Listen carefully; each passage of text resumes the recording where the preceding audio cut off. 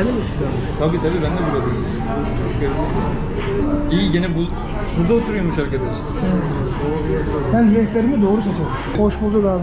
Şu an neredeyiz abi? Abi şu an nem mekandayız. Üsküdar'ın en güzel mekanlardan bir tanesindeyiz.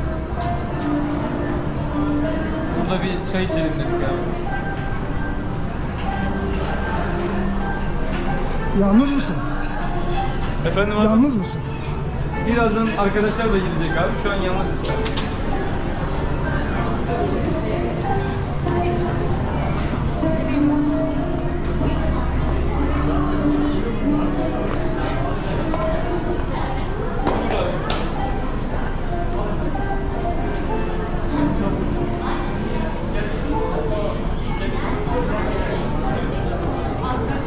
Buyur abi, senin yere geçelim. Burada hilatlar var abi, meşhur Osmanlı hilatları.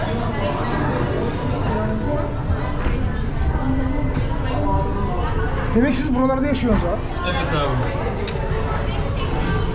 İşte birilerinin fedakarlık yapması lazım. Birileri de Venezuela gibi bir yerde yaşamak zorunda. Aynen öyle. Siz burada yaşayasınız diye. Biz de abi Üsküdar Ümraniye civarlarındayız. Tabii buralara geliyoruz sürekli.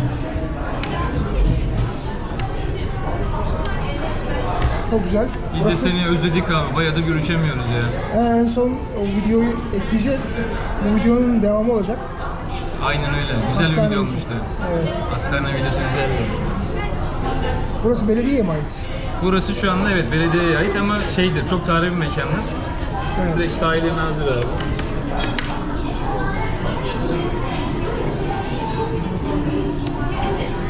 Her an düşebilir ama.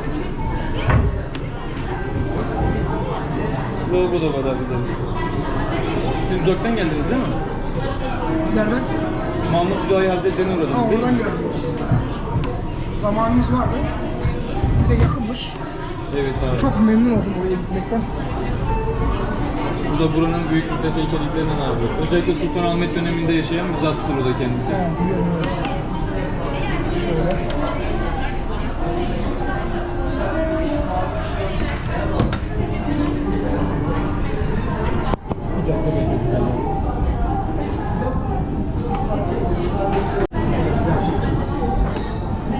Bayağıdır işte orada çalışıyoruz abi.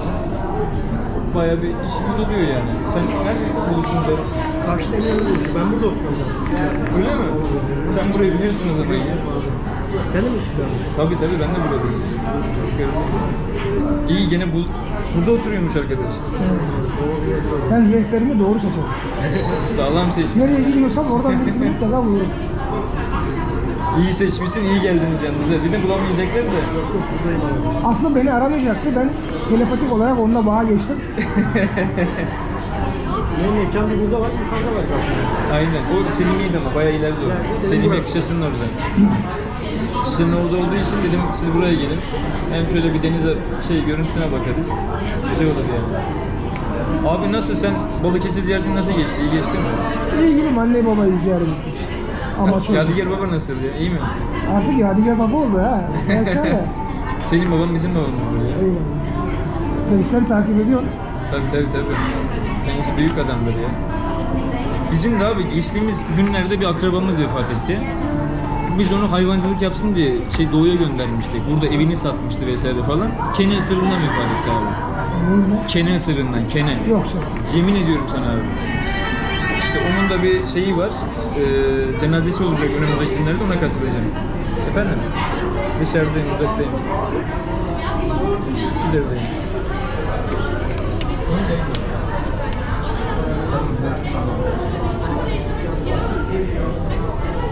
Biz de şaşırdık abi.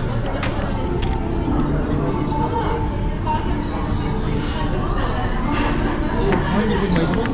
Bizim abi, bizde 2-3 tane marka var. Urabi diye bilmiyoruz. Tabii. Siz ama bayağıdır takip ediyorsunuz mu adamı? Evet, 5. Nasıl videolarını iyi biliyor musun? Biraz editte birazcık ayarlama yapmamız lazım. Orijinal olsun diye yapıyorum. Orijinal, natural. Abi naturalde editçi sana %100 lazım ya. Bir geçiş yerleri. Bulamadınız ki. Şöyle Abi. ücreti mukabilinde uygun fiyat alabilecek. Aslında var. Böyle var genç da. bir arkadaş evinde oturacak. Yapacak. Hiç anlamam. Bilgisayar herkes bana baktığı ben hiç anlamıyorum. Yok bir tane var abi, ben görüşüyorum senin adına. Çocuğu ikna etme çabasındayım abi. Şu an ikna edemedim yani o açıdan. İkna edeceksen o zaman o iş zor. Yani demek ki Onun da kalifiye kendi verin. kanalı var abi. O da sporcu kanalı var kendisinin. Video çekiyor sürekli. Ona ikna edeceğim abi. O sana bir yardımcı olur inşallah. Sadece şu video hani sen ona göndereceksin, o Öyle bir editleyecek. programlar var. Direkt gönderebiliyor musun? Var mıymış öyle şey? Şey de olabilir. YouTube'a eklenir. Özele alınır. O YouTube'dan yine ama o zaman da şey olur. Çok fazla kopya olur. Görüntü kalitesi geliyor. Görüntü kalitesini azaltmadan abi bir Öyle programdan programlar yapması var lazım. bildiğim kadarıyla. B-transfer var. B-transfer. Ve transfer. Ben onu yeni duydum vallahi. Sen kaşığı kullanmıyorsun galiba. Yok abi şöyle vereyim. Aslında bu çayı sana getirmişler ama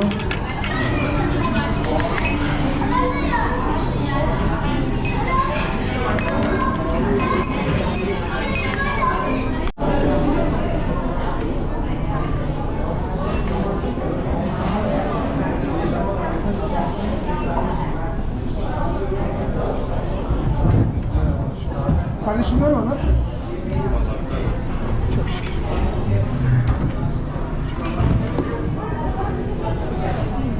Kemal Bey hoş geldin. Nasılsın abi görüşmeye? Geçen bir hastanede bir olay yaşamıştık. Onun üzerine güzel buluştuk ya. Bu sefer böyle bir yerde ayarlayayım dedim seni. Böyle bir havadar bir yer olsun. Aksiyonsuz bir yer olsun yani. Nasıl geçiyor abi? Fatih'teydi orada. Onun arkadaşlık yani. Orada şey düştü ya. Kötü oldu. Esad rejimi öldürmüşler herhalde. Ya Türkiye bayağı bir abi şey yaptı yani. Güçlendirdi o tarafı.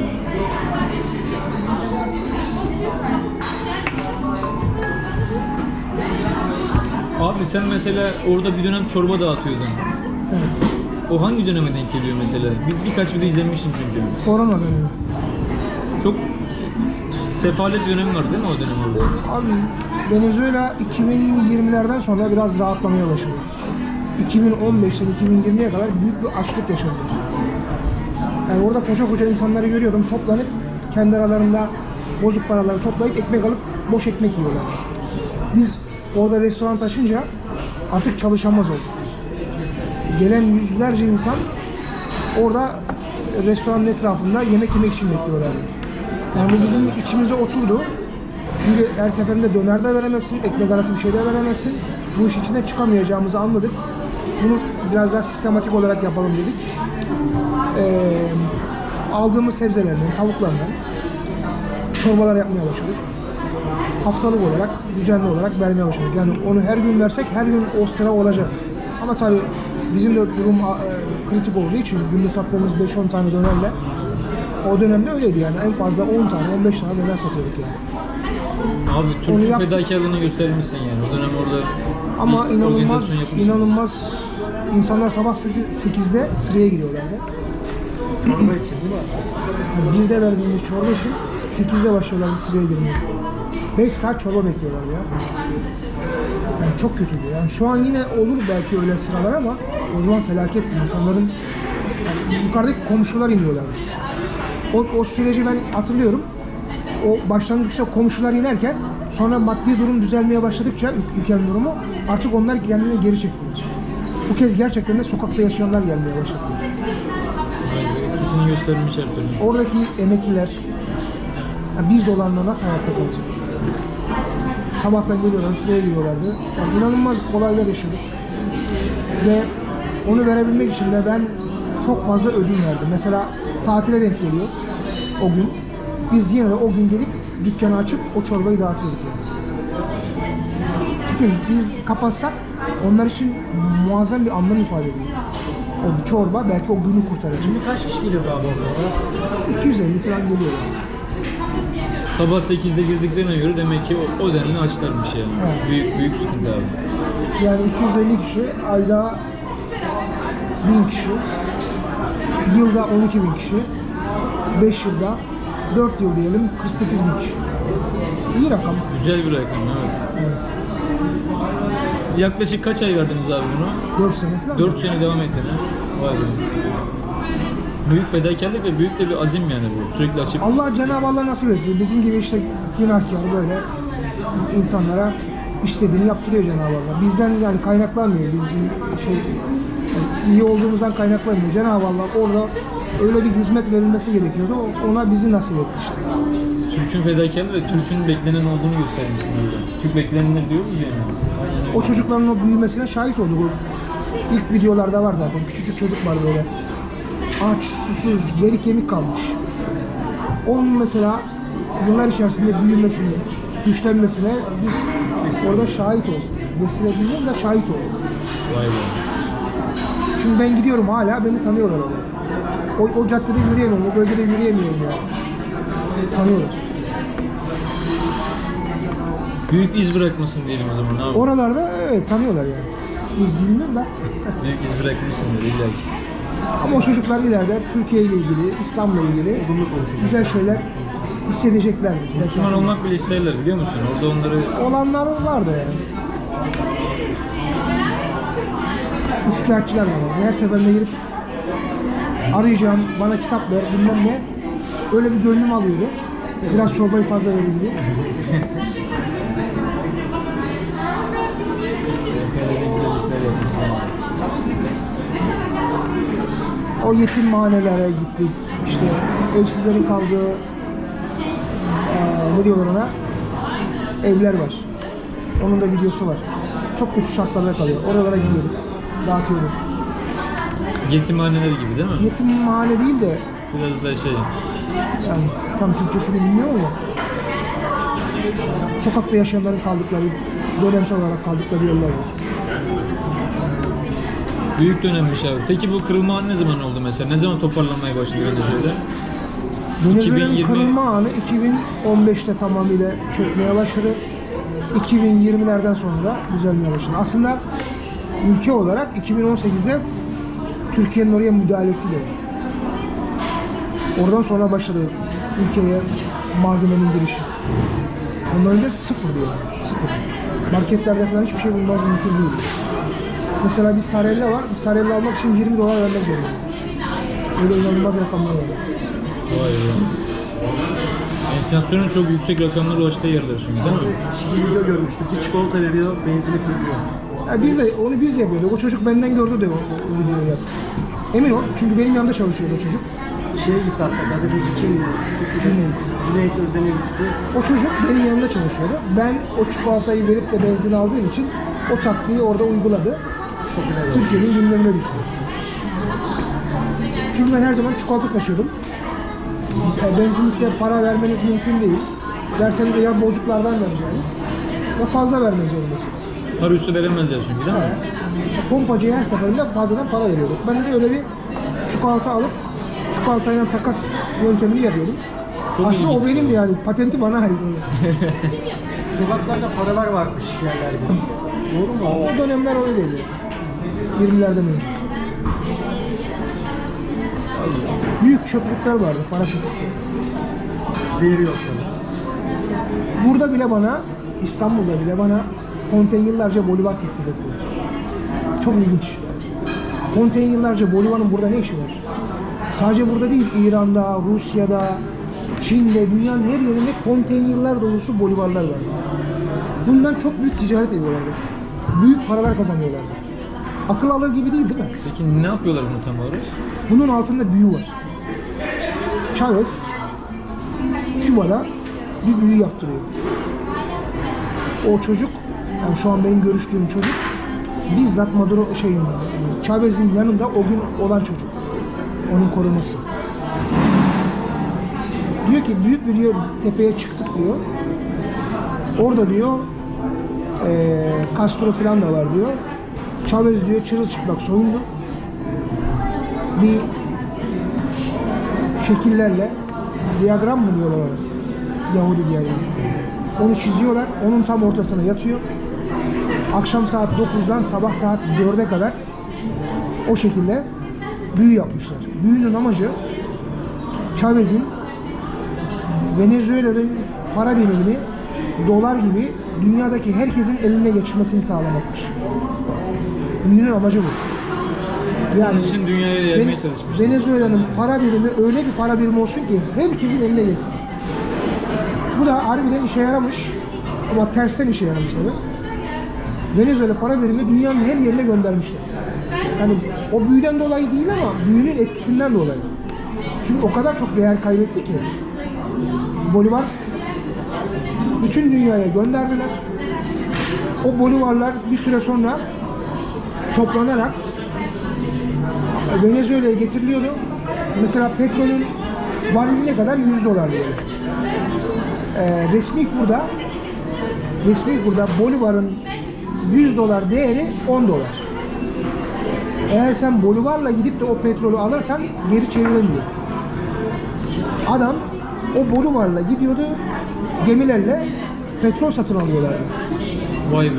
Karayiplerden, açıklardan. Yani 100 dolar alacağını, varilini 100 dolar 10 dolar alıyorlardı. Ne kadar ilginç değil mi? O yüzden de bütün bu paralar oradaki sistemin içerisindeki şahıslar tarafından bütün dünyaya yayıldı. Onlara çok büyük paralar verdiler. O paralarla toplanıp aynı şekilde Venezuela'dan o petrolü alıyorlardı. Böyle bir sistem kurmuşlar. Hani Chavez'in o büyüdeki maksadı gerçekleşti aslında. Parayı Ama yaymaya ters çalıştı ama ters Ters tepki tepki. tabii. İnanılmaz bir değer kaybı oldu. Chavez'in ailesi şu an nerede abi? Venezuela'da, kızının bir tanesi Venezuela'da, bir tanesi Amerika'da büyükelçiydi en son ama şu an bilmiyorum. Hala devam ediyor. Maduro Chavez'in yanında başbakan mıydı abi? Yanında mıydı? İlk önce Dışişleri Bakanlığı. Aslında 1990'lı yıllarda bunun karısıyla beraber Silvia Flores diye bir kadın var. Bunların ikisi aslında Küba ajanı. Küba'nın özellikle yetiştirdiği ajanlar. Maduro ve karısı. Onlar Chavez'i yanına yerleştiriyorlar hapisteyken. Darbe yaptıktan sonra içeri alındığında oraya yerleştiriyorlar. Onu ziyaret ediyorlar. Avukat olarak tayin ediyorlar. Castro'nun sahip olduğu dernekler var. O dernekler Chavez'in destekliyorlar. Hapisten çıktıktan sonra seçimlerde destekliyorlar. Maduro da, karısı da tamamıyla Chavez'in yanına yerleştirilmiş olarak sistemin içerisinde yerini alıyor. Sonra, o yüzden ilk videom benim YouTube'da Maduro Venezuela'nın FETÖ'sü diyorum mesela. Yani o şeyi ben ta 2020 yılında onu izleyebilirsiniz. 2020 yılında onu ben yaptım. Bilerek ve isteyerek yerleştiriliyor Chavez'in yanına, onu büyütüyorlar ve Venezuela'yı ele geçiriyorlar. Ne kadar büyük bir proje. İnanmayabilirler insanlar ama olay gerçek bu. Ne oldu? Chavez'i öldürdüler, yerine Maduro'yu geçirdiler. Maduro da kendisi zaten teslim almayı tercih etti Amerika'ya. Yani teslim olmadı da mecbur kaldı. Direnmediler yani. Evet. Direnemediler. Ülkeyi tamamıyla Küba'nın Oyuncu haline himayesi altına koydular. Uzun yıllar boyunca sömürüldü. Hani her yıl yani çok büyük miktarlarda petrol Küba'ya gidiyor. Küba'da oradaki generaller tarafından alınıp uluslararası kurlardan, fiyatlardan açıklarda satılıyor. Küba'ya bir faydası olmamış abi. Küba çok fakir. Halkına faydası olmaz zaten, kendileri için yapıyor. Üstteki tepedekiler daha çok kullanıyor değil mi? O yüzden böyle bir sistem kurmuşlardı. Yani insanlar aslında beni FETÖ'cülükle itham ederken aslında oradaki oranın FETÖ'sünü destekliyorlardı yani. Böyle bir çelişki. Buradaki cehalet aslında diriliş kampına gelmişti. Diriliş Ertuğrul setine gelmişti Maduro. Bilerek ve isteyerek Aynen. Türk halkını manipüle etmek için kurulmuş bir tezgah. Orada görüntü vermek için. Kübalılar 60 senedir bütün dünyayı kandırıyorlar. Bak öyle bir hikaye yayıyorlar ki Kübalılar kendi halkını tamamıyla aç ve susuz, sefil bırakıyorlar ama dünyada Castro gibi kahraman yaratıyorlar. Bu nasıl bir manipülasyon değil mi? Ve bütün dünyadan oraya bu kahramanlığı ziyaret etmek isteyen solcular ve komünistler var. Komünizm manipülasyonu diye başka bir şey değil. İnanılmaz bir sistem yani. Aynen öyle. Bu işte tamamıyla Maduro bu ajanlar tarafından yönlendirildiği için Türkiye'de de böyle bir tezgah uyguladılar. Ben o süreci biliyorum. Daha önce Çin'e yaptılar. Çin'e yaparken Chavez, Maduro uçakta ders çalışıyormuş. Onların hassas noktalarını yakalamak için. Onlardan bir tanesini uçağa alıp onlardan eğitim alıyorlarmış. Bizzat onlar verdiği korumalar söylüyorlar. Bunu da aynı şeyi Çin'e yaptılar, Rusya'ya yaptılar, İran'a yaptılar, en son Türkiye'ye yaptılar. O yüzden Türk milleti büyük bir yanılgıyla çok saçma sapan bir adamı desteklediler yani. Kandırıldılar. Farkında da değiller, hala değiller. Ama olacaklar. Bu Amerika'daki mahkeme sonucunda ne açıklamalar çıkacak? O zaman herkes gerçeği anlayacak. O zaman da derler ki mahkeme işte kendisi açıklamaları işte manipüle ediyor Öyle falan. büyüyecek ki, olaylar öyle büyüyecek ki ona göz kapatamayacak. Aynen öyle.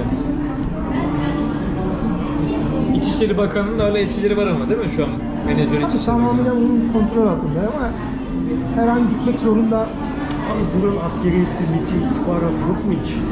Onların mı? istihbaratı. Var olmaz mı? Bir şey yapamıyorlar mı? Ne yapamıyorlar? İçişleri Bakanı bir operasyon ya da işte darbe bir şey. Abi bu Venezuela'da dengeler var. Oranın İçişleri Bakanı bu bahsedilen kartel var ya, uyuşturucu kartel, onun başındaki adam. Ama organik başkan da şeydi, Maduro'ydu. Çünkü devlet başkanı olunca onun da başkan oluyor. Ama asıl başkan, asıl adam o. O yüzden de onun kontrol ettiği büyük bir kitle var askerin içerisinde. Generaller falan var. O yüzden de ona onu kolay kolay yapamaz. Onların gitmesini isteyen askerler de var ama güçleri yetmiyor. Büyük ihtimalle Amerika'nın baskısıyla bir gün pes edecek, gidecek. Giderken de kendini böyle şey gibi, kahraman gibi gösterecek. Öyle gidecek, o yüzden gitmek istemiyor.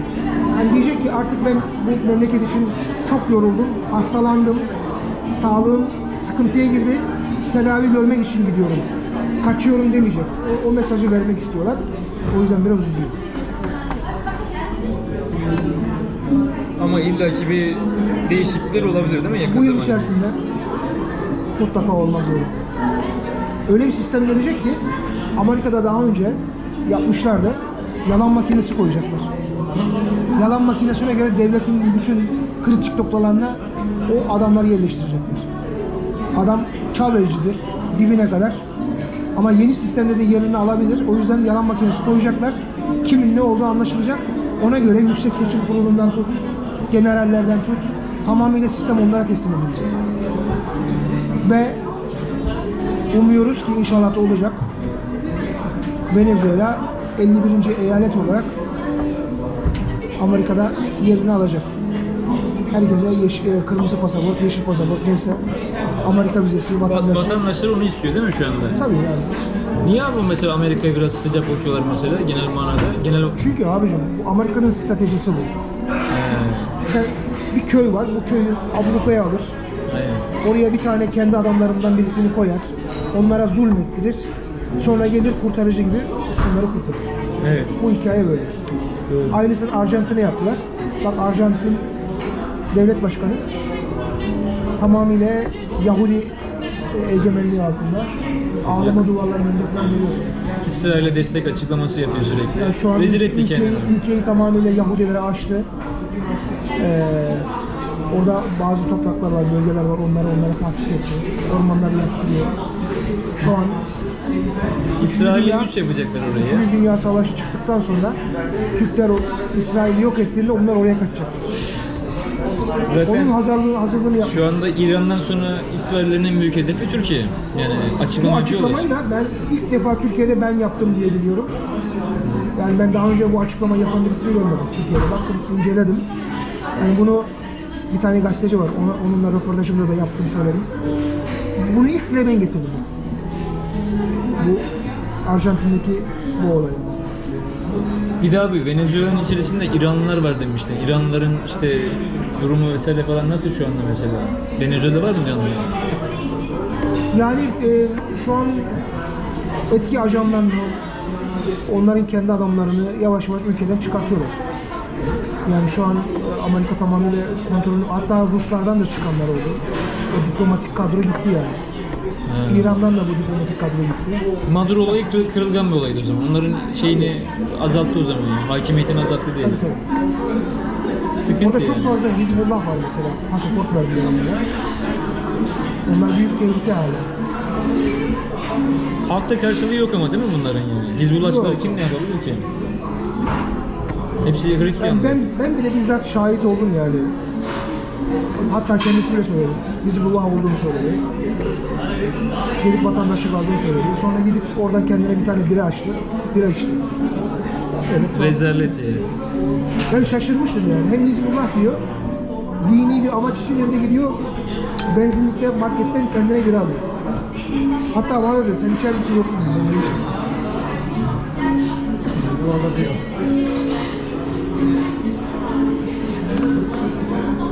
Orada hakimiyet kuramazlar ve şey yaparlar ama. Yok, temizlenecek. Venezuela temizlenecek. Çok muazzam bir ülke olacak orası. Kaç senesi var diyorsun? Takriben ne diyorsun lan? Abi şimdi geçiş döneminde ne kadar süre veremiyorum ama bu yılın sonu diyorlar. Oradan sonra birkaç sene içerisinde kendini gösteriyor. 5 sene diyebilir miyiz mesela? 5 sene. 5 senede uçar abi. 5 sene diyelim. Yani değişiklik olduğu andan itibaren 5 sene uçar. Yani Türklerin zaten kurulmuş bir düzeni var yavaş yavaş. Onunla beraber insanlar gelip de yatırım yaparlarsa kısa süre içerisinde. Çünkü bu bir eşik. O eşiği geçtikten sonra bu kadar kolay olmayabilir girmek. Ama bu eşikten önce girerlerse, Her türlü bu kendine yer riski bulurlar alıp da, diyorsun. bu riski alıp da girerlerse o zaman kendilerini yerlerini tutmuş olacaklar. Bu değişikliklerden de faydalanacaklar. Değişiklik olduktan sonra girdiklerinde yani onun ne kadar etkilenir, ne kadar ondan Pazardan yararlanabilir. pay alamazlar diyorsun yani. Anladım. Pazardan pay alması Belki için önce erkenden girmiş, girmeleri lazım. önce girmiş Evet. olsalar, vatandaşlığını alsalar, oturumlarını alsalar, belki Amerika burayı tamamıyla eyalet yaptığı zaman düşünse de bütün bu haklardan direkt otomatik olarak yararlanacaklar. Evet. Sonra girerlerse işte ayrıcalıklar olur, onlardan yararlanır. Onu herkes merak ediyor zaten. Bakıyorum en çok sorulan soru bu. Yani orada Venezuela'da nasıl bir iş yapabiliriz veya işte Venezuela'ya yatırım yapacağım da işte hangi sene Abi girsem. onların çoğu boş arkadaş. Boş mu Boş hepsi? boş. Adamların aklında bir soru var işte bu. Yatırım yapmak isteyen yarın gelir değil mi? Direkt giriş Güzel bir yapmak. röportaj oluyor, evet. Kameraya da bakıyor arada bir şöyle sana. Evet. Yok bakıyorum dakika kaç olmuş diye bakıyorum. 20 dakika olmuş. İşi biliyor canım. Çok profesyonel oluyor. Bizim gruplar var abi. Biz Sert Adamlar diye bizim spor grubu var. Biz orada hep video Sert çekiyoruz. Adamlar. Aynen. Hepsi şey abi. Hepsi fitness. Kemal tanır hepsini. Görmüştür yani. Sert adamlıkları kaslardan mı geliyor? Aynen. Kemal bir yorum yapar mısın abi? Biz sert adamız.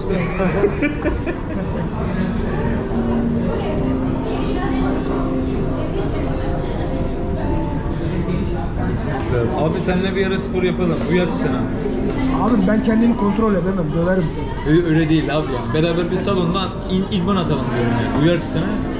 Biz senin o tarafa geleceğiz abi. Senin bir Torium abime en yakın neresi abi Bahçelievler'e? Yakınlarda bir McFit'e seni bir şey yapalım. Nasıl olacak? Ben sana davet kodu atacağım abi. Beraber bir orada bir günlük idman yapacağız. Hem de video alırız abi. Türkiye'de idman yapıyorum diye. Güzel olur yani. Antrenman videosu. Şey de gelir. Sen de gelirsin. Var değil mi böyle? Var. Belli oluyor zaten. O biraz Bak hemen pozisyonu alıyor değil mi? Bana ben kol yapalım. kesinlikle güzel olur ya. Abi şimdi benim anlamadığım ikinci bir husus var. Koskocaman Türkiye mesela. Venezuela'daki etkisi çok az. Yani 50 tane Türk vatandaşı var. Türkiye'nin Venezuela'daki hakimiyeti 51 kişi mi yani? Ben onu tam çözemedim. Tam yerleşememişiz yani oraya. Yani mesela Yunus Emre Enstitüsü falan diyoruz işte yok TİKA diyoruz. Oralara böyle tam yerleşmemiz gerekmez mi sence mesela? Hani Venezuela bizi tam tanımıyorlar. Yani. Sadece seni tanımıyorlar. Uzun yıllardır zaten Venezuela yani coğrafi olarak Türkiye'den çok uzaklarda bir yerde. Tamam 60 yıldır bu diplomatik bir bağlantı var ama orada yaşayan Türkler şimdi yavaş yavaş artmaya başladılar. Bizim dönemimizde 15-20 kişi elçilik haricinde. Elçiliği saymamak lazım. Vakıfları saymamak lazım. Bir de Yunus Emre'yi saymamak lazım. Onlar zaten devamlı değişiyorlar. Bizim orada yerel olarak en fazla 20-30 tane Türk vardır. Yunus Emre var mı? Yunus Emre Enstitüsü var. Var. Onların bir faaliyetleri var. Şu an TİKA'da var. TİKA'da var. Ama TİKA'nın çok bir faaliyet olduğunu ben şu an... TİKA daha çok Balkanlara ağırlık Şu veriyor. an sanki yavaş yavaş... Balkanlara ağırlık veriyor. Sırbistan'a çok ağırlık veriyor. Bosna'da çok güçlü. Sırbistan'da. Orta Asya'da da güçlü. ağırlık yani. Güçlü bir ağırlık yani. Sedat Peker diyor yani TİKA Sırbistan'daki insanlara çok yardım ediyor ama Bosna'ya çok yardım etmiyor. İşte halbuki Bosnalılar daha çok zulüm görmüştür diyor ya. İzledin mi o videoyu? Sedat Peker sizi savunuyor orada. Diyor yani. Bosna'ya sahip çıkıyor. Ya Bosna Türkiye, ikinci Türkiye kardeşim. Daha samimi. Çünkü Osmanlı'nın yerleştirdiği ilk Türkler onlar. Öyle düşün. Bosna Türk çoktur yani. Çok aşağı Kosova mesela. Kosova. Arnavut Türkler. Makedonya. Oralar eski Osmanlı vilayetleri yani. Biz oraları kaybettik diye oralardan bağımızı kesemeyiz. Hala orada zaten şeyimiz var, gücümüz var. Yani Türkiye olmasa bugün Bosna'da acaba Sırplar yarın ne yapar? Ne işgale başlarlar değil mi? Abi işte o ağırlığı daha çok yani yeni nesile aktarmamız lazım. Eski nesil eyvallah bizi Halk tanıyor biliyor zaten. Halkın hepsi Türkçe konuşuyor. Yeni neslin hepsi Türkçe konuşuyor. Boşuna kaldı. Arnavutluk'ta, Kosova'da. Hepsi Türkçe biliyorlar. Abi mesela bizim vakıflar vesaire falan Venezuela'ya gelirse güzel işler yaparlar mı? Yani insanları etkilerler mi sence? Hangi vakıfı kastediyorsun? Vakıflar mesela işte çoğu vakıf mesela İslam Derneği falan diye geçiniyorlar ya diyorum. Benim bildiğim kadarıyla İslam Derneği ile alakalı olarak öyle vakıflar var. Var Ama mı, değil mi? Türk kökenli ben görmedim ama Margarita diye bir ada var. Oradan hizmet veren böyle vakıflar var. Çok ciddi işler yapıyorlar. Yardımları falan insanlara ulaştırıyorlar. Tabii elbette ki Venezuela'da böyle bir vakıf açılsa mutlaka iş yapar. Fedakarlık da yapmalar lazım. Halkın güvenliğini kazanmak için, sevgisini kazanmak için. Ellerini taşın altına koyması lazım diyorsun. Ne gibi? Ciddi faaliyetler yapmalar lazım. Yani normalde aslında müsait yani. Ufak bir teşebbüsten böyle hani halkta bir teveccüh oluşturulabilir. Çünkü neticede diziler, insanlar Dizilerimizi izliyorlar mı abi? Onu da seviyorlar. sorayım da. En çok hangi dizi izliyorlar mesela? Onu bilemiyorum. Muharrem abi çok Türk O dizi kadar da izlemiyor da. bilmiyorum. Dünyanın her yerinde çok diziler izliyor. Balkanlar. Dirili Sertap izlemedikleri kesin abi. Ya izleyenler de var. Onun sayesinde Müslüman olanlar var. Bir şarkının sayesinde.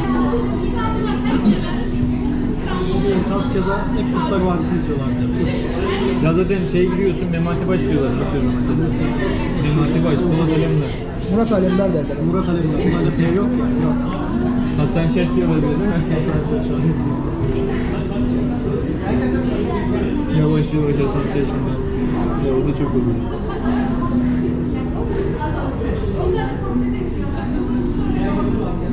Çok iyi şeyler oluyor ya. Abi işte etki bırakmak önemli. Toplumda etki bırakırsan izini bırakmış olursun. Bizi tam tanımıyorlar gibi geldi bana yani. Sadece mesela sen varsın orada eyvallah. Sen de büyük bir profilsin de. Diğer Türklerin de oraya adım atması demek iyi bir iz bırakmak demek. Sadece para kaynaklı değil yani. O halkta da iyi bir intiba oluşturmak, Türklüğü yaymak. Bizi Yani- göstermek yani. Müslümanlık zaten Türklük demek Avrupa'da biliyorsun. Türk deyince Müslüman diyorlar. Onlar yani iyi bir etki Mesela bırakmak anlamına geliyor. görüyorum orada karşılaşıyoruz biz. Adam Türk ismi var, Türk'üm diye geliyor. Ama bizim değerlerimize o kadar uzak ki. Bazen kendi aramızda konuşuyoruz, biz kendi birbirimize bakıyoruz. Şaşırıyoruz yani. Mesela sen az önce güzel bir şey söyledin. Türk demek İslam demek değil mi? Ben onu söylüyorum, inanılmaz tepkiler veriyorum. Yani kendileri o kadar İslam'dan uzaklar ki. Yani Türk olmakla İslam olmanın arasındaki o yakınlığı göremiyorlar. Ne alakası var diyorlar. Türk olmakla İslam olmak Tengri diyor, bilmem ne diyor, saçma sapan mevzular ortaya Evet, koyuyorlar. Tengricilik ilk dinimiz Tengricilik de eyvallah ama sonrasında Talas Savaşı'ndan sonra Müslümanlıkla tanıştık yani Tamam, İslam'la tanıştık. ama onların derdi başka. Onlar biraz da, onların evet, derdi İslam'ı azaltmak Türklüğü yani. İslam'la Aynen. uzaklaştırmak. Yani illa İslam'la beraber Türk olmazsın imajı verebilmek. Abi şimdi dünyada Hristiyan Türkler mesela Gagavuzlar var. Gagavuzlar da biliyorsunuz Moldova'da yaşıyorlar. Çoğu Hristiyan. Tabi onların etkisi o yani o bölgede onlar etki bırakmış. Biliyorsun Yahudi Türkler de var. Ne oldular? Tamamıyla Hazar Yahudilerin Türkleri de var. Hazar Türkleri de Rusya'da çok tamamıyla var. onların kontrolü. Demek ki neymiş? İslam olmadan Şu an Türklük yaşanmaz. her türlü manipülasyona açık hale geliyor. Ya Türklük bedenimiz İslamiyet ruhumuzdur. Alparslan Türk kesimini çok güzel özetlemiş yani.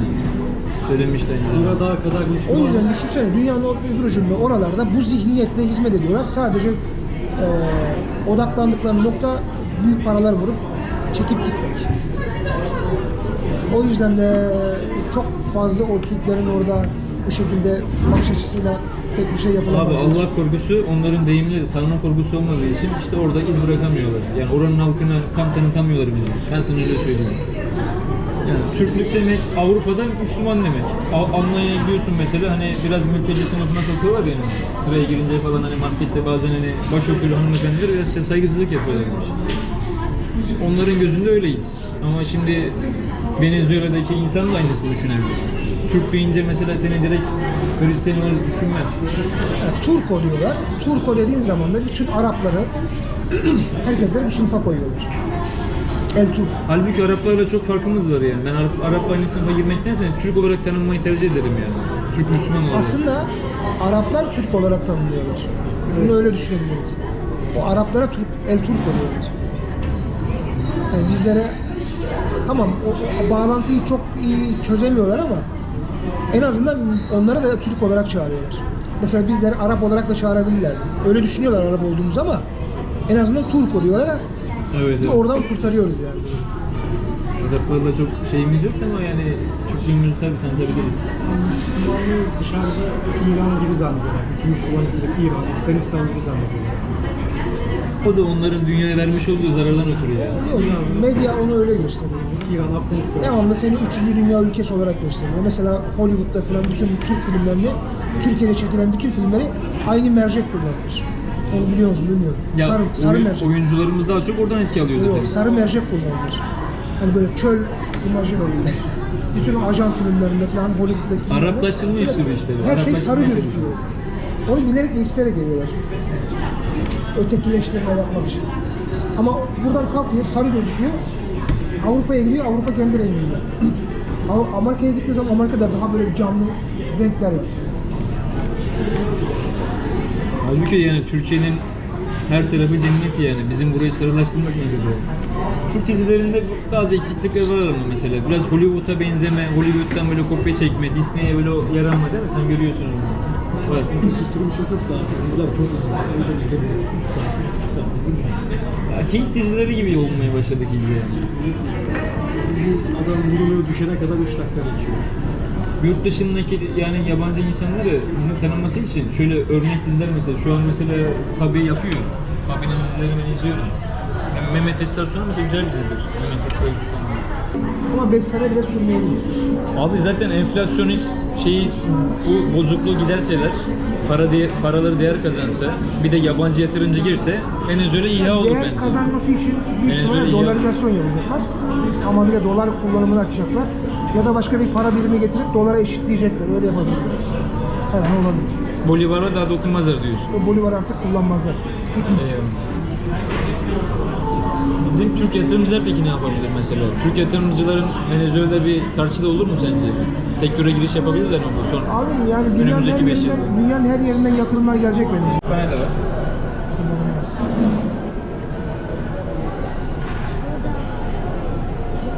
Osmanlı mimarisi abi. Vallahi çok güzel. Gel abi alt katta kütüphanemiz var.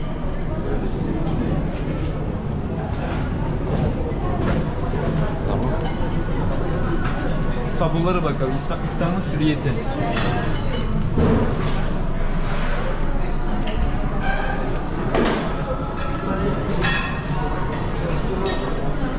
Gel abi bir alt katta kütüphane var ona da bakalım.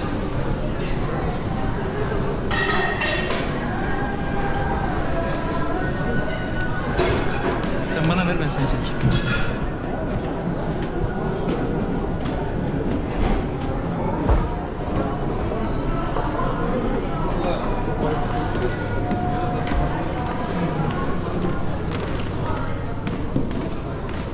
Soldan başlayalım abi.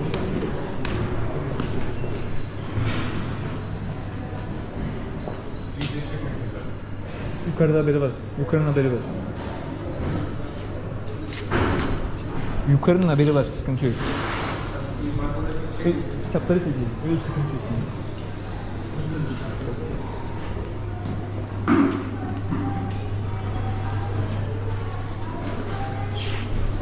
Muhteşem. Harbi muhteşem. Kütüphaneciliğin zirvesi abi burası. Şöyle sağdan başlayalım abi gezelim. Çok fazla şey yapmaya gerek yok. Şöyle bakalım. Düz devam edelim abi. Düz devam edelim.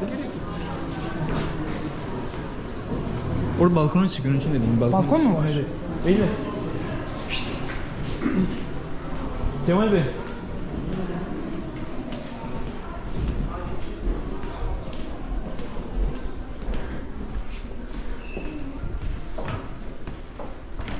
Kapalı burası. Şöyle güzel bir bahçesi var abi. Ebru sergisi vesaire falan. Osmanlı ile alakalı genelde sergi salonu abi. Geç abi. Gerek yok ya. Buradan bir gezdiriyor seni ya.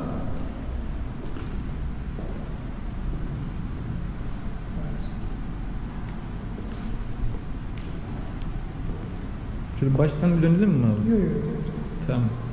Güzel bir çalışma yapmışlar. Gözlerden dolayı Tamam. başım dönüyor. Tamam seçemiyorum ya. Sen bir yapma profesyonelsin abi. Oldukça profesyonelsin. Eyvallah. Fazla ya. Direkt hemen yukarının haberi var. Dediğin işi bitirdin. Rahat ol abi.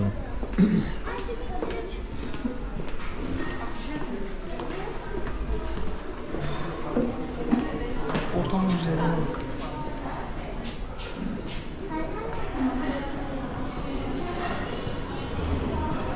Bir lavaboya uğrayalım abi. Sen dur. Şurada lavabo var. Gel abi. Bir şadırvana da bak.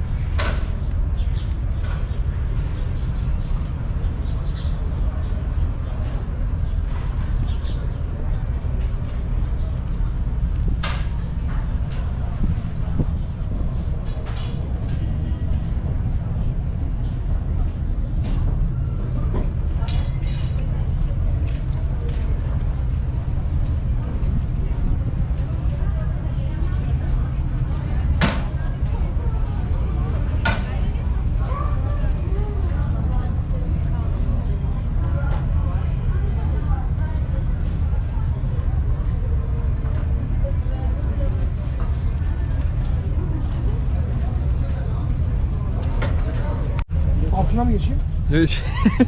Gölgesine geçti. Öyle söylemeseydin keşke. En azından yaşa hürmet olsun. Evet. Değil mi? Aramam mı böyle? Gel gel. Gel yok.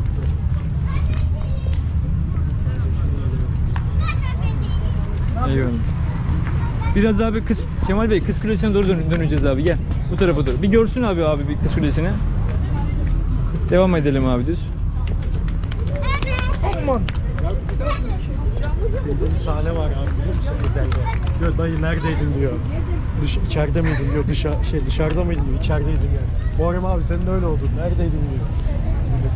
Balık var diyor. Koy diyor. Sıkıntı koy. Balıklar bile değişti diyor yani. Balıklar bile değişti aynen. O Ramiz dayının sahnesi meşhur.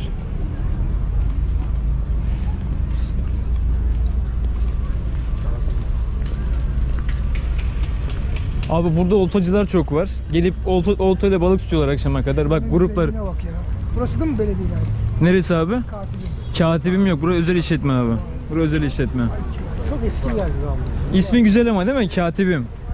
Üsküdar'a giderken aldı da bir yağmur. Katibimin. Dönerci açabilirsin aslında abi Venezuela'da. Ne ismi ne? Üsküdar. Dedim abi Üsküdar'ı bilmezler. Kapadokya. Onu yapıyorlar. Bizim en klasiğimiz İstanbul. Biliyorlar değil mi İstanbul? Benim ilk ismim İstanbul'du. İstanbul. Baktım bir tane İstanbul'un aşan başka birisi oldu. Normalde ismini bile Türk ismi koymuyordu. Yabancı bir isim koyuyordu. O kadar Türk düşmanıydı. İstanbul ismini koydu restorana. Büyük işler yaptı. Sonrasında bütün alacaklıları benim dükkana geliyorlardı. Sen de İstanbul'sun, aranızda bir bağlantı var. Kesin Arap'tır abi ya İranlıdır yani. Yok Türk. Türk bayrağımız abi şöyle bir resmetmişler. Güzel olmuş. Ondan sonra ismini değiştirdim. Onlardan artık kaçayım diye. İşte bizim adımızın üzerine abi böyle kirli işler yapmışlar. Ne diyeyim? Kim yaptıysa alacağından olsun. İstanbul yani senin ilk koyduğun isim değil mi? İstanbul. Hatırlıyorum. Hatta Şirketin- telefonda yazıyor. Şirketin ismi de İstanbul. Evet. Çok anlamlı olmuş.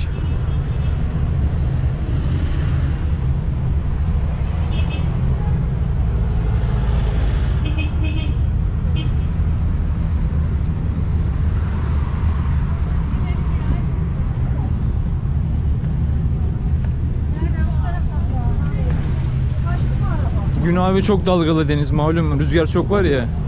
Normalde Bana Kız Kulesi'ni göstereceksin de ben görebileceğim mi? görürüz abi ya, o kadar değil. Yakın zaten, şeye yakın. Bak Topkapı Sarayı karşısı hemen. Oo. İstanbul oradan yönetildi 650 yıl. Osmanlı Devleti. Sen bilirsin sen. Yıllardır yurt dışındayız ya. Oraya hakim olamayabilirim o yüzden.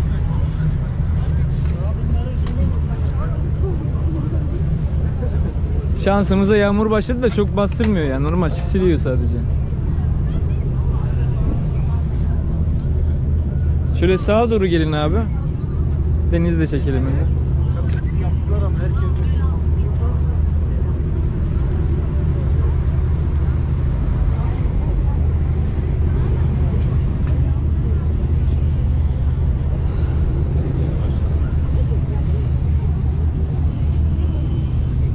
Siz oradan geldiniz değil mi? Karşıdan. Eminönü'nden.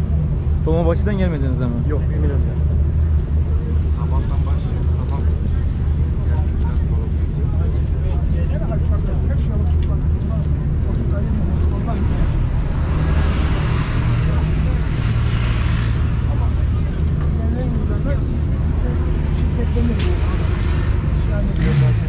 Yavaş yavaş.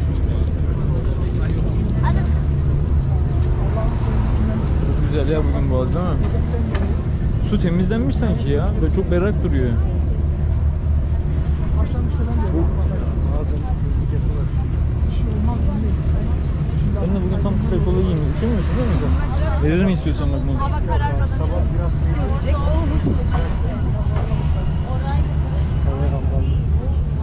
Abi uzun bir dönem İstanbul ismini kullandın. Şimdi o özlediğin İstanbul'dasın. Ne düşünüyorsun abi? İşte onu söylüyorum. Ne muhteşem diyorum. Şu görüntüye bakar mısın? Hasret Muazzam. olduğumuz. Medeniyetler bir şey abi.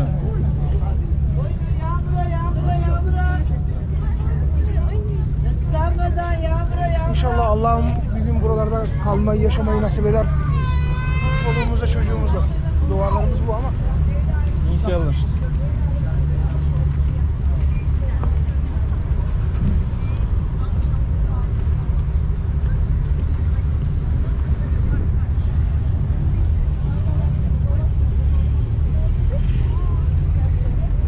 Şurası Ordu Evi'nin restoranı abi, şu sol taraf. Çok güzeldir.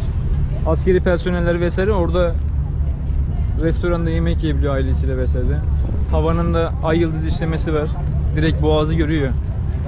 Kahraman değil. Yap Kur'an'ı. Meşhur Kız Kulesi'ne geldik zaten. Gözüküyor şu an. İleride.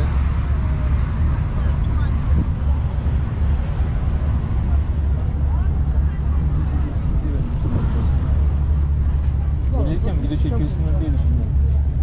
Şahane ya. Muharrem abi senden daha usta silah kullanan şu an görmüyorum. Dayı atış yapacağız. Müsaitlik var mı? Var buyurun. Ben yapamam şu an. Gözlerimden dolayı yapamam. Yapamazsın değil mi abi? Tamam. İsmimiz var. Eyvallah abi. Rezil olmayalım diyorsun.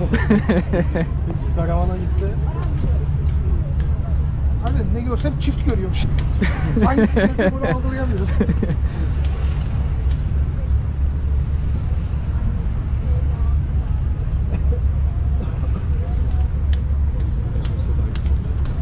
Sanki böyle bir niyeti var gibi. Şu an nem var abi. Yağmur yeni yağdığı için. Şemsiyeler, yağmura şemsiyeler buyurun.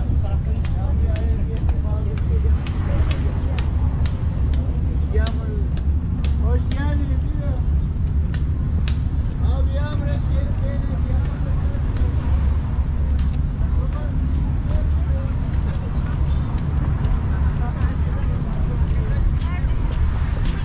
Atış yapalım buyur abi.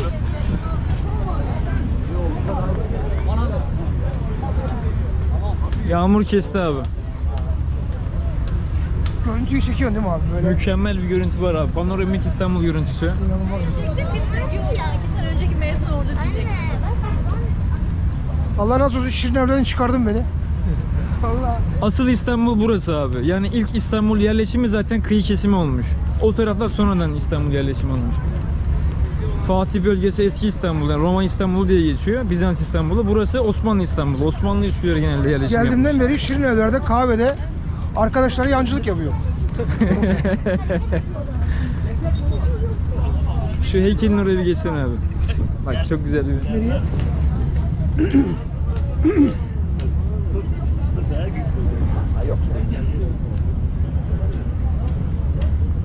Çok güzel bir...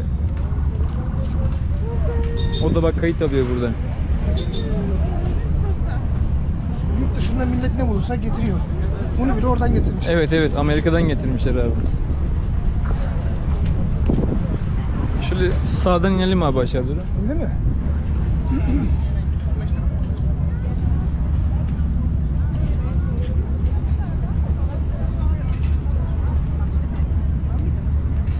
Kurtlar Vadisi'nde izlediğim sahne burada mı geçiyordu? Evet.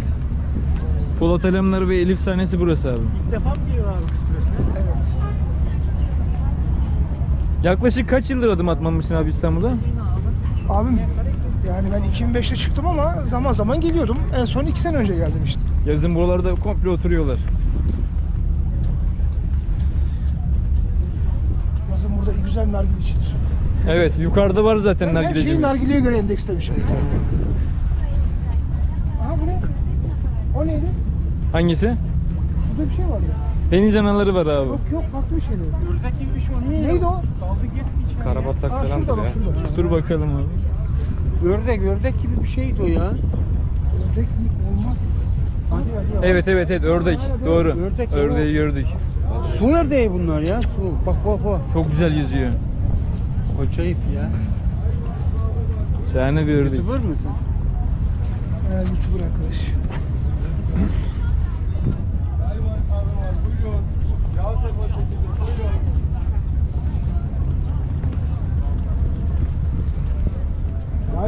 Çay kahve buyurun.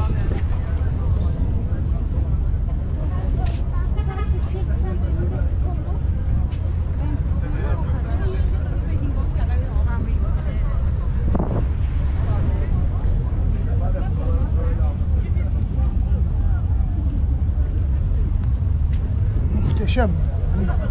Sen ne yaptın bugün böyle ya?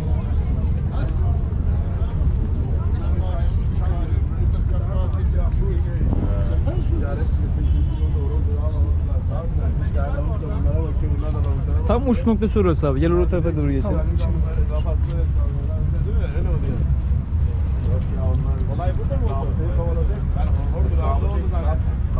Şimdi koyacağım, Venezuelalılar izlesinler.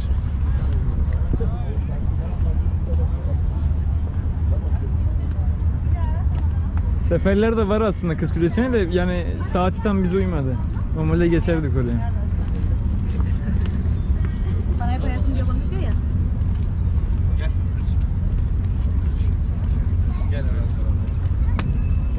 Burası yeni restore edildi abi. Geçtiğimiz yıllarda restore edildi. Kültür Bakanlığı yaptı. Çok güzel yaptı ama. Evet.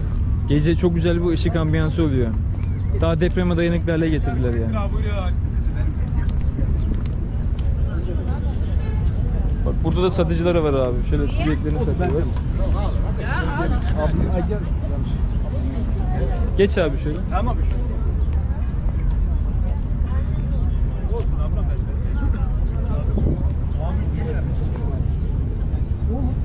Bir resim yok. Kanka. Ben de bilmiyorum. Ben de bak amcana bak. Geç hanım bak. Ya kağıdı bak. Güzel çıktı mı? Fena. Bu işleri pek beceremiyorum ama uzun yıllardır Tekrar çek abi. medyada olmama rağmen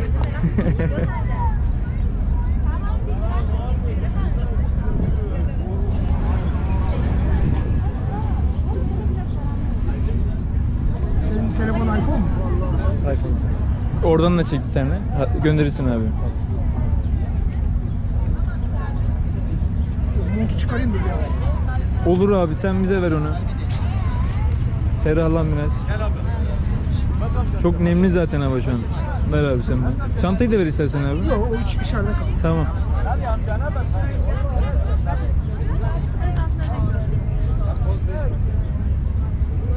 Evet, an itibariyle Üsküdar Kız Kulesi sahili.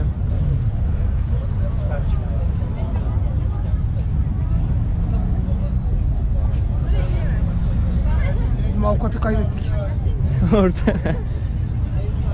çekim yapılıyor.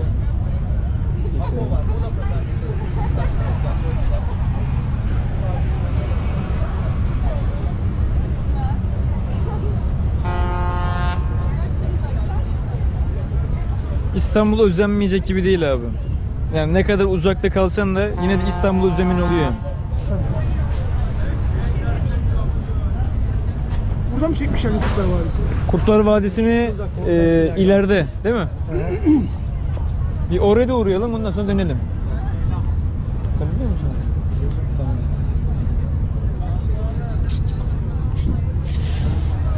Alo. Kamerayı aç da gör, kamerayı aç da gör.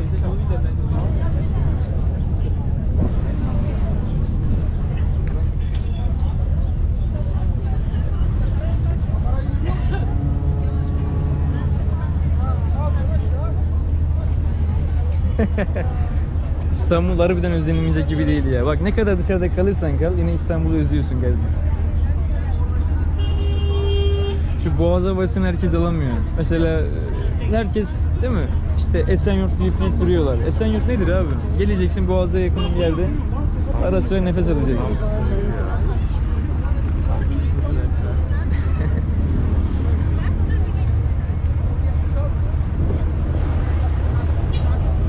Bir hatıra fotoğrafı çekelim mi beraber? Çünkü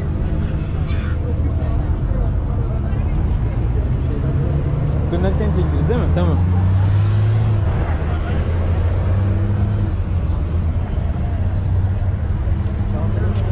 Ne yapıyorsun? Nasılsın?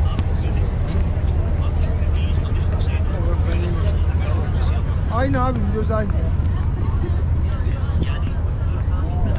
Doktora gittim gülüm. İşte tedavisine bakıyoruz da ameliyat şart. Long time ago. Abim ona imkan yok şu an. Sen Miami'ye ne zaman geçeceksin Miami'ye? Abim çocuk seni bekliyor bak orada.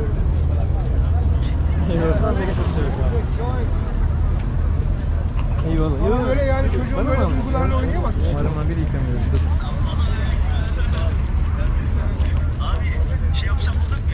Çok güzel bir gün geçiriyoruz. Burası bir hava şu an çok güzel biliyor musun? Kemal Bey'i de verelim. Kemal Bey. Lütfen. Kemal Bey lütfen. Tamam mı? Nasıl onu denk getireceksin? Kimi Eyvallah. göndereceksin Amerika'ya?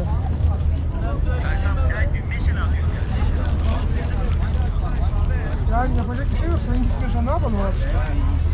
Buyur Muharrem abi. Adı neydi bunun? Kağıt hele. Kağıt helva ikramı var abi. Çok lezzetli. Tamam alacağım. Abim ben kapatıyorum. Bak helva geldi, helva yiyeceğim. Senden uğraşamam şimdi. Öldü ya. Abi şu tarafa doğru geçelim. Gelin abi. Gel abi gel. Şuraya geçelim. Şuraya müsait. Taze çay, sıcak çay. Şöyle oturun I'm abi. gonna enjoy. Görüşmek üzere. Hadi görüşürüz.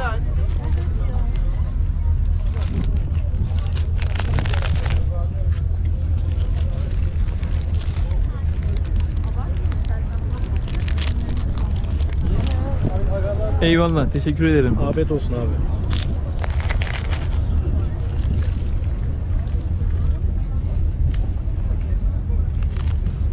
Bu otelanların mekanına uğrayalım abi. Ondan sonra geçeriz.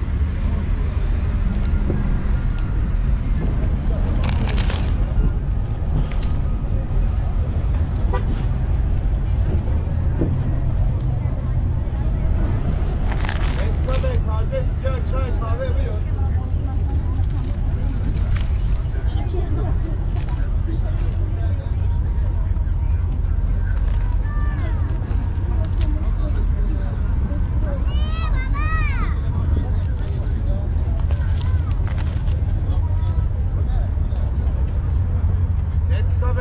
taze.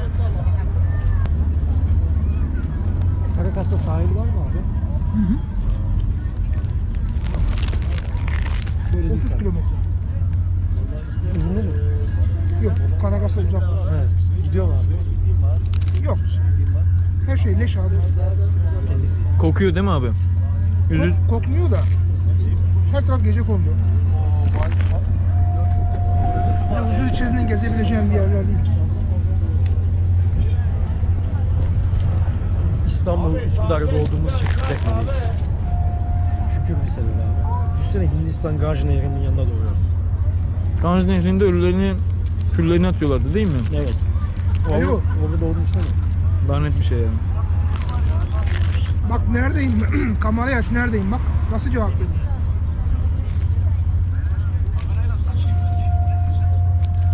Ya bir İstanbul'un yapacağı en güzel aktivite sabah koşusu kardeşim.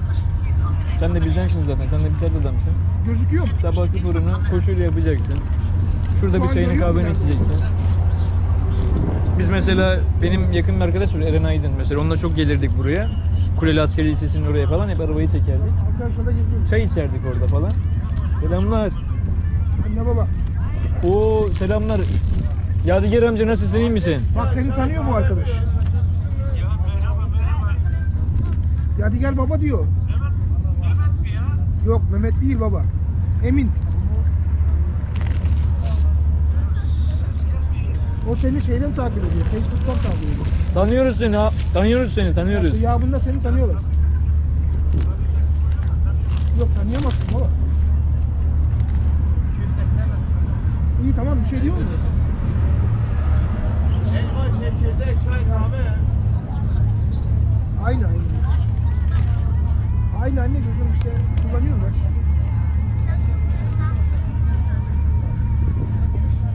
İyi. Görüşürüz sonra. Yani var. Nereden donduruyor?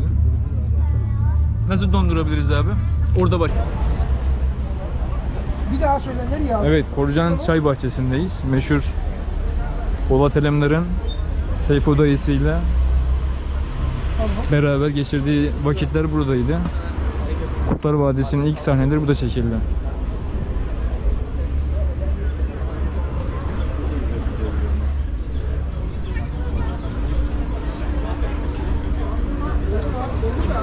Buyur Muharrem abi.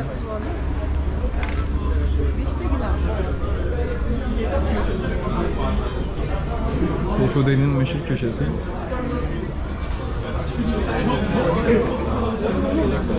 Buradayım abi buradayım. Geliriz inşallah.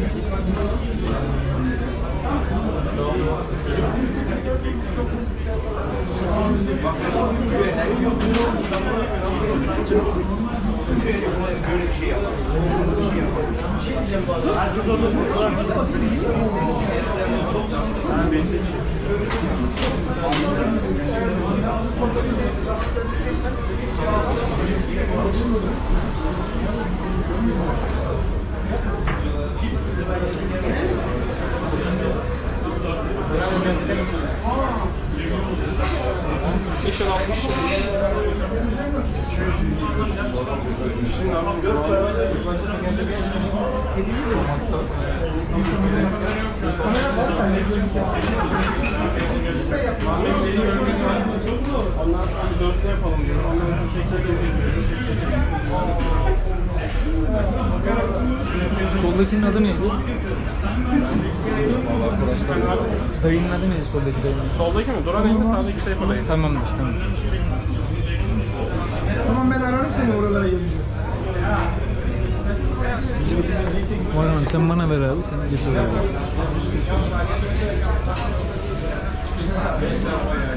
Şu an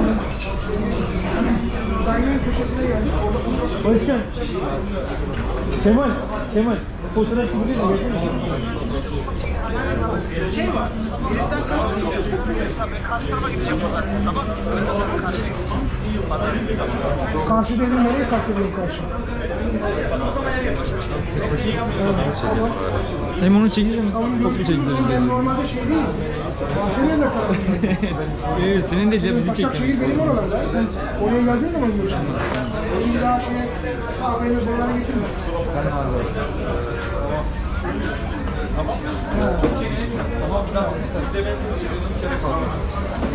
Evet, yoğun bir ilgisi var memleketlilerin. Fotoğraf çektirmek için bekliyorum. Tamam mı? Görüşürüz sonra. Şimdi imza olayları olacak, uzun sürecek. Tabii ki imza isteyen arkadaşlar var. Sıraya gidiyor bak.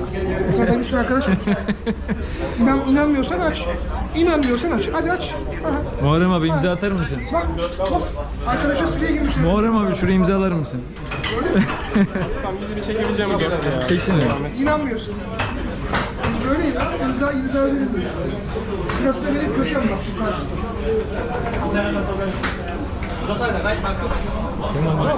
Ne diyorsun?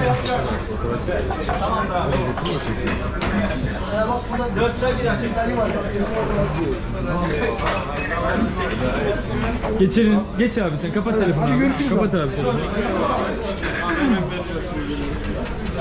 Bir dakika bekle. Bir dakika bekle abi.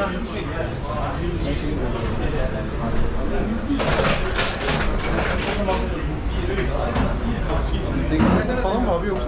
YouTube Muharrem Ayta. YouTube Muharrem Ayta. Venezuela'daki Türk. Solda. Evet. Geç abi köşene. Ortaya geç istersen fark etmez.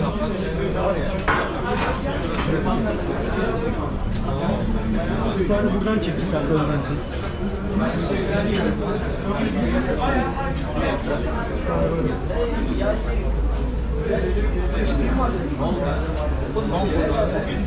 Cebinde abi.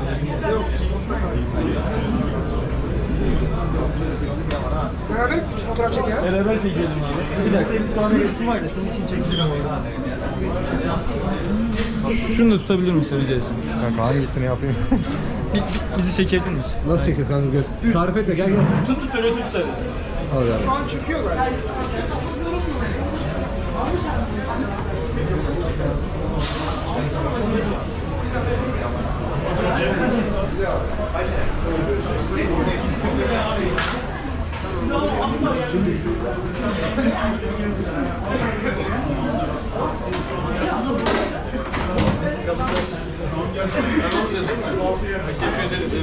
Süre ilerliyor. Çok sen daha iyi anlaştık kardeşim.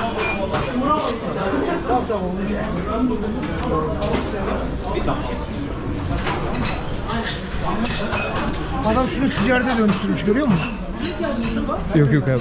Bak sana ilginç bir şey anlatayım. O sağdaki emmi var ya, o bizim dükkana geldi. Kurtlar Vadisi çekilmeden önce. Bizim Bahçelievler'de gözleme dükkanımız vardı. Biz tanıyorduk kendisini. Kurtlar Vadisi'nde oynamak için bana rol teklif etti. Ben o zaman da polis memuru olduğum için Evet kabul edemedin tabii. edemedim yani böyle bir filmde oynayamam falan dedim.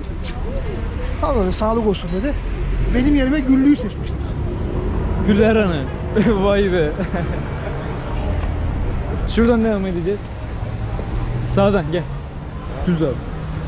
Ama bende ne güzel olur da Güllü böyle bıyıklı. Senin bıyıkları da var abi uyardı yani.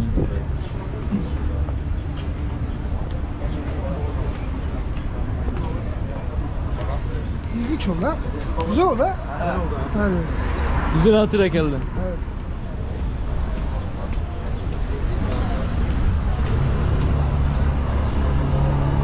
Bunu yediklemen lazım abi.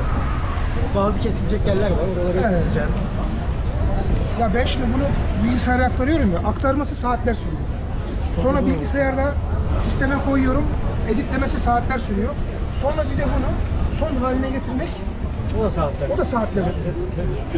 Sonra YouTube'a koyduğun zaman daha çok saatler. Bugün ayın kaçı abi? 23 Mayıs. Sen bunu ne zaman paylaşmış olursun? Abi Haziran'ın 15. Anca. dönünce mi yaparım acaba bilmiyorum ki. Fırsatım bulursam.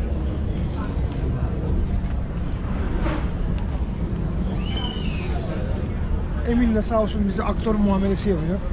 Kameraman görevi. Estağfurullah. O arkadaşlar neyi sordular? Hangisini abi? Orada birileri bir şey sordu ama Ha, senin YouTube kanalını sordular. YouTube kanalını. niye benim YouTube çektiğimi mi söyledi? Fark ettiler evet. GoPro herkeste olmuyor ya. YouTuber'larda oluyor genelde. Salacak'tayız. abi. YouTuber'larla bir ortak noktamız GoPro. Aynen öyle. Salacak Sahili Güzelleştirme Derneği'nin önündeyiz şu an. Evet, şimdi ne yapıyoruz? Düz devam edeceğiz abi. Marmaray'ın orada selamlaşacağız.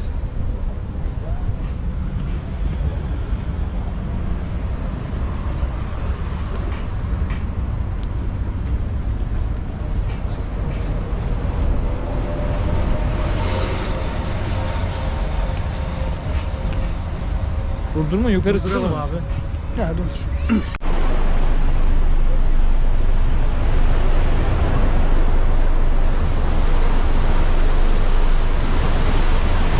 Gelme şansımız pek olmuyor.